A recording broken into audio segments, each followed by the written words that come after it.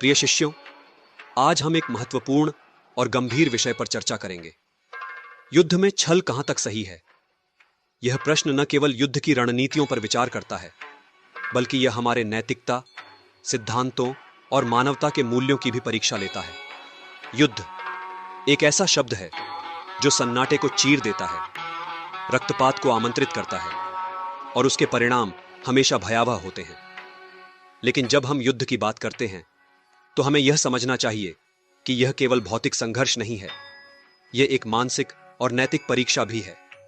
क्या हमें अपने दुश्मनों के खिलाफ छल करना चाहिए? क्या यह नैतिक है या क्या इसे एक साधन के रूप में स्वीकार किया जा सकता है? शब्द छल का अर्थ है धोखा, छलावा या कपट। युद्ध में छल का प्रयोग विभिन्न प्रकार से किया जाता है। यह एक रणनीति हो सकती है, एक टैक्टिक हो सकती है, या कभी-कभी यह अपने दुश्मन को भ्रमित करने का एक साधन भी हो सकता है। छल का इतिहास पुराना है। महाभारत में दुर्योधन ने पांडवों को धोखा देने के लिए कई चालें चलीं। लेकिन क्या यह सही था? क्या युद्ध में छल का प्रयोग हमेशा उचित होता है? जब हम युद्ध में छल की बात करते हैं तो हमें यह समझना चाहिए कि इसके पीछे एक विचारधारा होनी चाहिए। कभी-कभी छल का उपयोग आवश्यक होता है। जब आप एक शक्तिशाली दुश्मन का सामना कर रहे होते हैं तो आप रणनीतिक लाभ के लिए छल का सहारा ले सकते हैं। उदाहरण के लिए, जब राणा प्रताप ने अकबर के खिलाफ संघर्ष किया तो उन्होंने अपने सीमित संसाधनों का उपयोग करके रणनीति बनाई। उन्होंने अपने दुश्मनों को भ्रमित करने के लिए जंगलों और पहाड़ियों का सहारा लिया। क्या यह छल नहीं था? लेकिन इस छल का उद्देश्य केवल विजय प्राप्त करना नहीं था। इसका उद्देश्य अपनी धरती और अपने लोगों की रक्षा करना था। हालांकि युद्ध में छल के कुछ नकारात्मक पहलू भी हैं। जब आप छल का उपयोग करते हैं तो आप अपने मूल सिद्धांतों को खो सकते हैं। अगर आपका दुश्मन यह समझता है कि आप छल कर रहे हैं तो यह आपके खिलाफ एक बड़ा हथियार बन सकता है।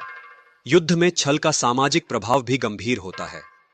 जब एक समाज में छल को मान्यता दी जाती है तो यह सामाजिक नैतिकता को कमजोर करता है।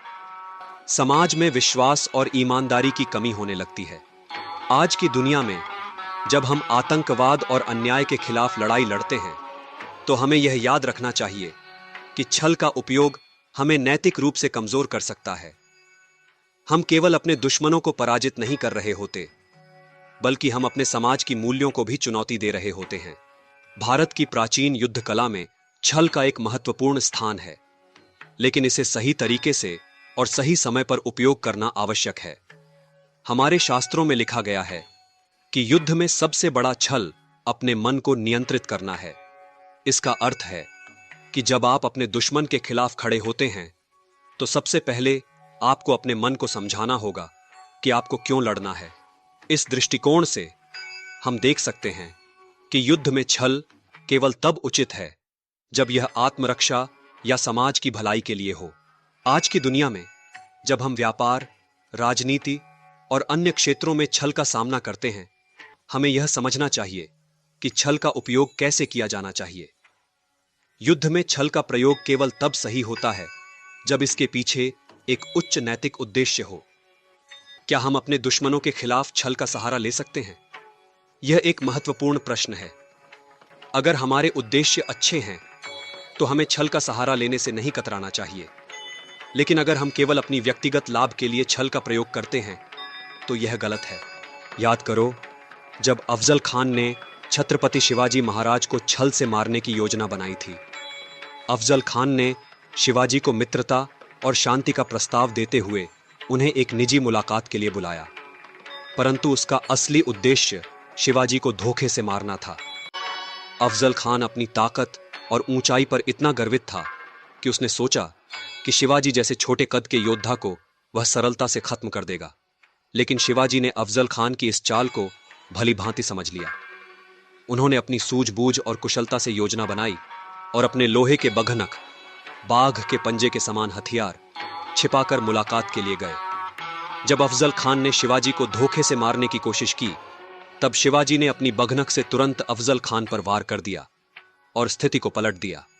यही जैसे को तैसा की नीति का सर्वश्रेष्ठ उदाहरण है। शिवाजी ने अफजल खान के छल को पहले से भांप लिया और उसी छल को उसके खिलाफ इस्तेमाल किया। यह सिखाता है कि जब आपके दुश्मन छल का सहारा लेते हैं तो आपको भी उनकी चालों का सामना बुद्धिमानी और सूझबूझ से करना चाहिए। शिवाजी का यह साहस और धैर्य हमें बताता है कि युद्ध के मैदान में केवल शक्ति नहीं बल्कि चतुराई और रणनीति से भी जीत हासिल की जा सकती है। तो शिष्यों, युद्ध में छल कहां तक सही है? इसका उत्तर आपके अपने नैतिकता, सिद्धांतों और सामाजिक जिम्मेदारियों पर निर्भर करता है। यदि आपका उद्देश्य समाज की भलाई और मानवता की रक्षा करना है तो आप छल का उपयोग कर सकते हैं। लेकिन यदि आप केवल अपनी व्यक्तिगत लाभ के लिए छल का सहारा लेते हैं तो आप अपने सिद्धांतों को खो देते हैं। आज के युवाओं के लिए यह अत्यंत महत्वपूर्ण है कि आप अपने नैतिकता को कभी न भूलें। आपको यह समझना होगा कि युद्ध में छल केवल एक रणनीति है और इसे सावधानी पूर्वक उपयोग किया जाना चाहिए। आपको यह याद रखना चाहिए कि समाज की भलाई और मानवता की रक्षा सबसे महत्वपूर्ण है। यदि आप छल का सहारा लेते हैं तो इसे उच्च उद्देश्य के लिए करें। याद रखें, आपका नैतिकता और सिद्धांत ही आपको वास्तविक विजय दिलाएंगे। असली विजय केवल युद्ध जीतने में नहीं बल्कि अपने मूल्यों और सिद्धांतों की रक्षा करने में है। इसलिए मेरे प्रिय शिष्यों, युद्ध में छल का उपयोग करें लेकिन अपने नैतिकता को कभी न भूलें। यही सच्चा योद्धा है।